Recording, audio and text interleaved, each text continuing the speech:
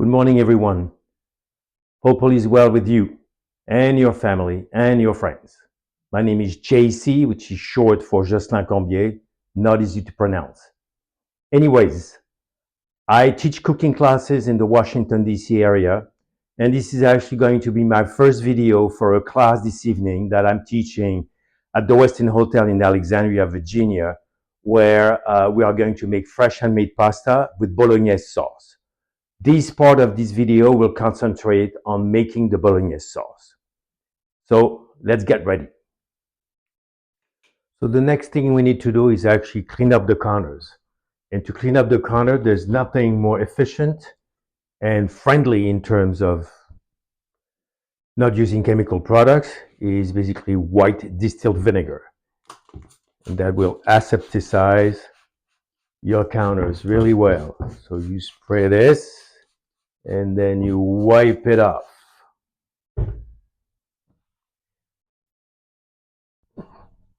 That's gonna get your counters really good, really clean, healthy, safe.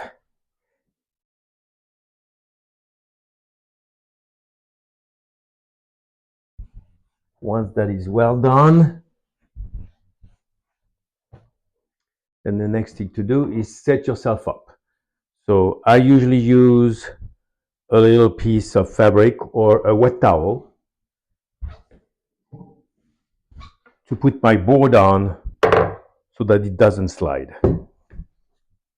Steady. Then my knives. So knives, make sure that they are sharp.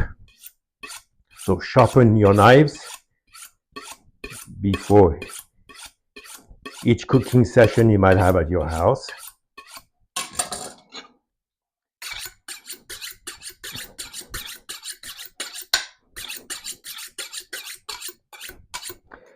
You notice that this one has a rubber band on it, on the handle, just in case you're dealing with greasy products. You don't want your knife to slip in your hand and potentially hurt yourself. So you put a rubber band so you get good grip at it. Now, obviously, you look at your recipe, you find out which ingredients you need, and you gather them all and get them ready, which we call in French the mise en place, or in English the prep, to make sure that everything is around you when it's time to assemble all the different elements in the pot in order to make the sauce.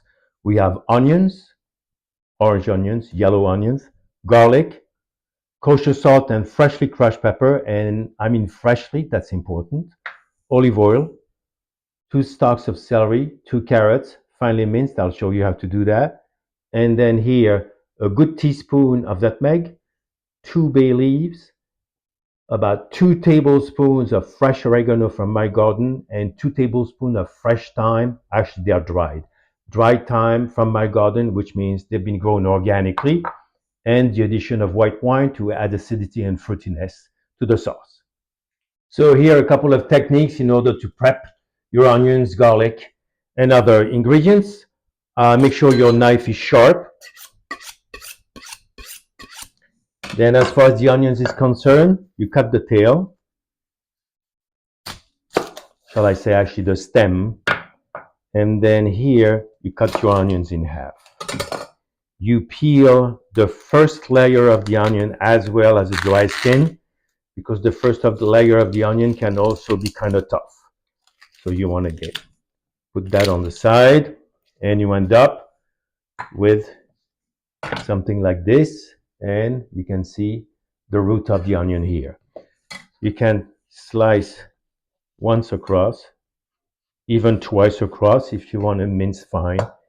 And then you're going to slice this way without going to the root, so the root actually holds the onion together.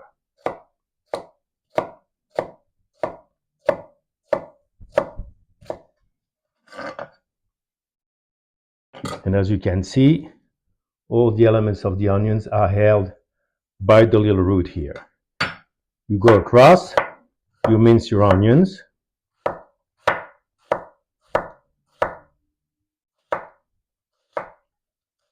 And when you get to the end here, just go and cut a little bit more onions around it. and this part goes in the trash. As far as your garlic is concerned, let's put this on the side for now. Garlic.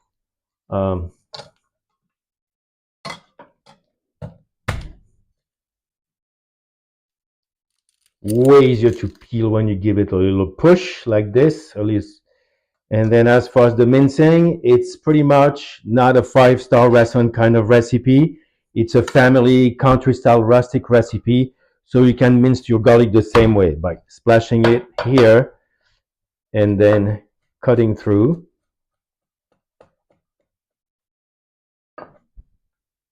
And then again. And your garlic is minced in a very appropriate way for you to be able to make the sauce. As far as the carrot is concerned, piece of carrot sliced in half, then sliced in half again, sliced in half again this one. You put them together and you mince your carrots.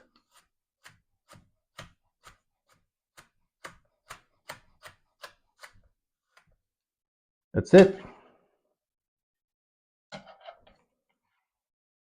And I'm going to go finish prepping all the rest of it. It's going to take too long, so it's not worth really filming this. See you soon. So now our prep is finished. As you can see, diced carrots, olive oil, minced onions, minced garlic, the blend of herbs. Then we have here about 4 cups of chicken stock, the tomatoes, the white wine, the ground meat, as well as with the ground meat, the kosher salt and the freshly crushed pepper. We're going to turn our burner on. Here we're going to leave it on medium high.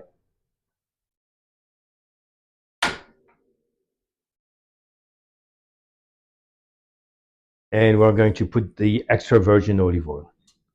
And here, to make sure we get it all, we can use a spatula and make sure that we're not wasting anything.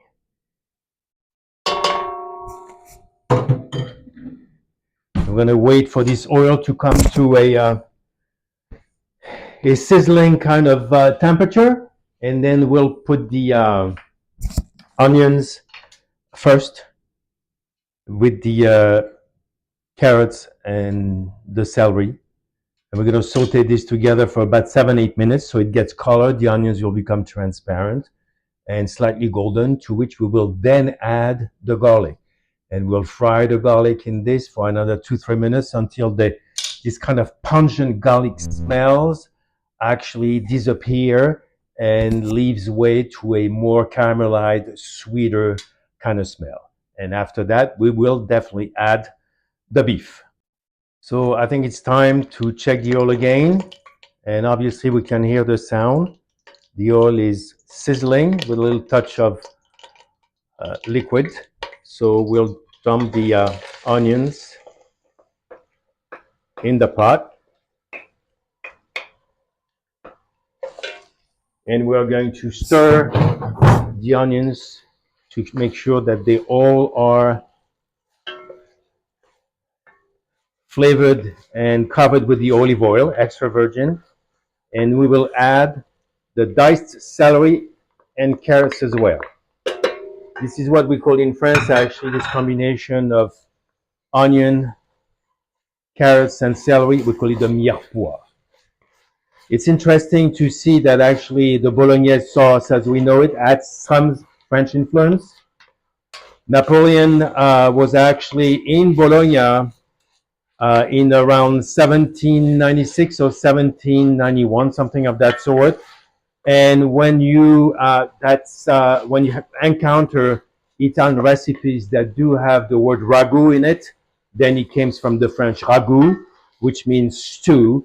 And so actually the sauce is a ragu alla bolognese. So it's a ragu, it's a stew, Bolognese style. After that, the next mention of Bolognese as a sauce was about a century after in the cookbook of a Italian chef called Artusi. So here, as you may see, everything starts to sweat. It starts to smell good, and the onions are cooking as well as the carrots and the celery. And this is going to go for about 7 to 8 minutes. Make sure you keep stirring your onions, garlic, carrots, and celery to make sure it doesn't stick. This is a Le Creuset pot, so it's a non-stick surface, but it also helps you to make sure that vegetables are cooked uniformly, and they're all at the same point of cooking rather than having some burning and on the other side it's raw and so on and so on. So it kind of needs a certain, I would say, constant attention.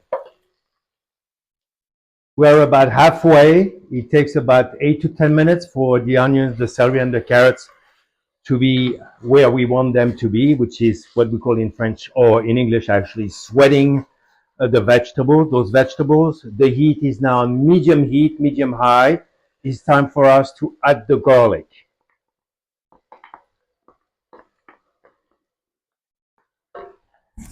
And we're going to keep frying and saute this for another 4 to 5 minutes or until the smell of the garlic, as I mentioned earlier, becomes kind of sweet and caramelized. The meat is losing its water content, which is what we want. We want the meat to dry out. And that's the reason why I'm not adding the salt and the black crushed pepper right away, because otherwise the salt is going to try to retain moisture. Whereas actually, that's not what I want. What we want is for all this water to be evaporated so that the meat is actually cooking to the point of caramelization, where the meat is going to start to smell good. It's going to start to smell like a burger, if you will. So the tomato has been added to the pot. Chicken stock as well. I use the chicken stock to rinse out the cans of tomatoes to make sure I'm not wasting any tomatoes going in the trash or the recycling bin. And now I have to wait about an hour and a half for this sauce to slowly but surely get better. We'll build the flavors well integrated as a good Bolognese shall be. So hopefully I'll see you back in the class this evening when we'll serve the Bolognese sauce over a fresh pasta, either fettuccine or tagliatelle. Until then, have a great day.